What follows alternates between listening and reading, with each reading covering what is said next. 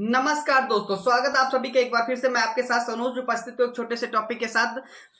आज का टॉपिक है दोस्तों फ्लासी का युद्ध। फ्लासी का युद्ध किन किन लोगों के बीच में हुआ, किन किन लोगों के बीच नहीं हुआ, किसकी हार किसकी जीत, ये विस्तार से समझाने का प्रयास करेंगे। दोस्तों लगातार वीडियो को देखने के लिए हमारे यूट्यूब चैनल को सब्सक्राइब करें, दोस्तों में शेयर करें, लाइक करें, कमेंट करें ताकि आपका सपोर्ट हमेशा बना रहे। दोस्तों आइए देखते हैं फ्लासी का युद्ध किसके बीच हुआ है और किसकी हार हुई है और किसकी जीत हुई है।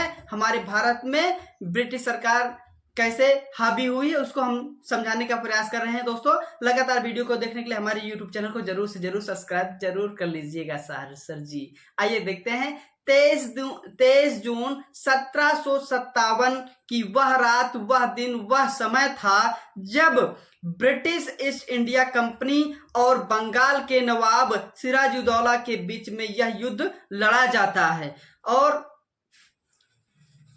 यह युद्ध सिराजुद्दौला जी क्या कहते हैं हार जाते हैं और east India company, British east India company की जीत हो जाती है। क्योंकि जीत का एक कारण था, मीर जफर का नाम आपने सुना होगा। मीर जफर कौन है कौन नहीं है उसको समझाने का हम प्रयास करेंगे। दोस्तों लगातार वीडियो को देखने के लिए हमारे यूट्यूब चैनल को सब्सक्राइब करें, दोस्तों में शेयर करें, लाइक करें, कमेंट करें ताकि आपका सपोर्ट हमेशा बना रहे। दोस्तों आइए देखते हैं मीर जफर के बारे में हम टिप्पणी डालते हैं। मीर जफर कौन था, कहाँ का था, कहाँ का रहने वाला था, उसकी क्या भूमिका थी इस युद्ध में, फ्लासी के युद्ध में, और क्या भूमिका नहीं थी। और ब्रिटिश ईस्ट इंडिया कंपनी का मीर जाफर के साथ गुप्तगू एक समझौता हुआ था कि हम सिराजुद्दौला को हरा देंगे और उसका जो शासन था उसको मैं छीन लूंगा, छीनने के बाद मैं यहाँ का नवाब तुम्हें बना दूंगा। यह समझौता गुप्तगू हुआ था मीर जाफर के अंदर, और मीर जाफर इस लालच में आ जाता है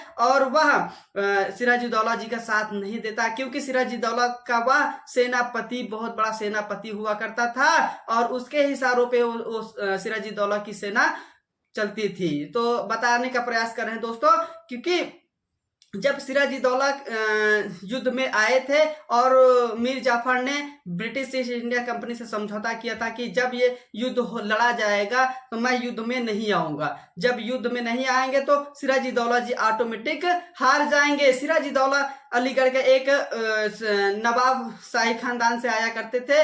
वह नवाब बंगाल के नवाब सिराजुद्दौला के मीर जाफर एक अलीगढ़ के, सॉरी माफी चाहते हैं थोड़ा टॉपिक मिस्टेक हो गया है। मीर जाफर जो था वो अलीगढ़ के शाही खानदान से आते थे और वह बंगाल के नवाब सिराजुद्दौला के सेना में सेनापति थे और सिराजुद्दौला के वो ससुर जी थे, यानी कि ससुर जी थे कि क्योंकि उन्हीं के परिवार में वो अपनी बेटी का विवाह भी किए थे और यही कारण था वो लालच में आ जाते हैं। लालच में आने के बाद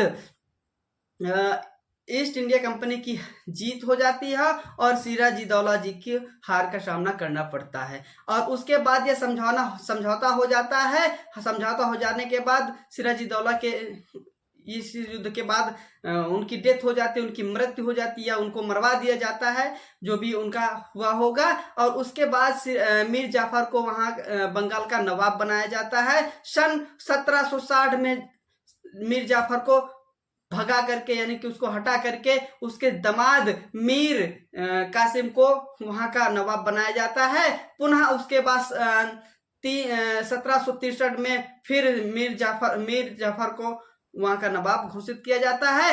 अगर मीर जाफर जैसा दुश्मन भारत में हुआ ना होता, भारत फिर से कभी गुलाम बना ना होता।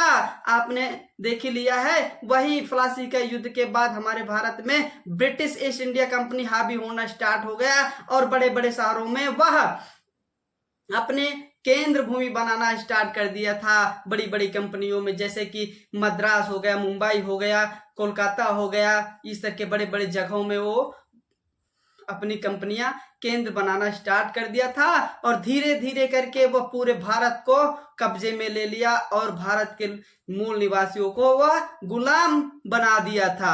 इसीलिए कहते हैं मीर जाफर जैसा दुश्मन हुआ ना होता और भारत गुलाम कभी बना ना होता। इसलिए कहते हैं अगर मीर जाफर जैसे लोग आज भी भारत में हैं तो गुलाम भारत को गुलाम बनाने में देरी नहीं लगेगी।